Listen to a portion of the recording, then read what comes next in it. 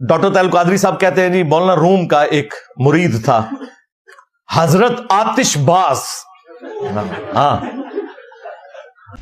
تو وہ مولانا روم کے ایک خلیفہ تھے حضرت آتش باز ولی. تو اس کے پاس لکڑیاں ختم تھی. تو وہ پھر انہوں نے یہ نہیں کہا کہ لکڑیاں نہیں ہیں اور کھانا نہیں پک سکتا. آرڈر لے لیا اور تیل اٹھا کے اپنی ٹانگ پر کپڑوں پر اپنے اوپر ڈال دیا. اپنی ٹانگوں پر اور کپڑوں پر ڈال کر آگ لگا دی اور ٹانگوں پر. تو کپڑے جلتے رہے اور ٹانگ جلتی رہی اور تیل ڈالتے رہے. تو ٹانگ جلا کر تو کھانا گرم کر دیا. آپ نے بھی نہیں پوچھا کہ یہ رات کو کیسے کر لیا, بس چپ کر گئے. صبح جب اٹھا باورچی تو ٹانگیں ٹھیک تھی, رات کو جل گئی تھی, چربی خون سب, اور صبح ٹھیک تھی.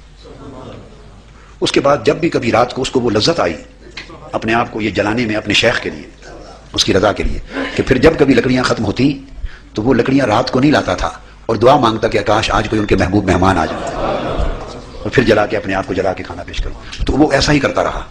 وہ کہتے ہیں مولانا روم کہ کچھ مہمان آ گئے تو اس کے پاس کوئی ایندھن نہیں تھا تو اس نے اپنی ٹانگ کے اوپر تیل چھڑک کے آگ لگائی اور اس کے اوپر ہڈیاں پکائی.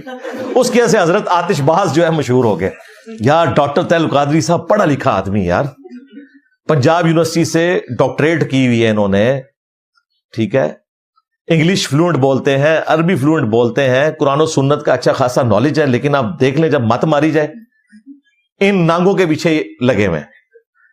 تو وہ کہتے ہیں کہ جی صبح کے وقت وہ ٹانگ ٹھیک ہو جاتی تھی, پھر انہیں مزہ آتا تھا ٹانگ کو آگ لگا کے, اور کہتے ہیں تیل چھڑک کے.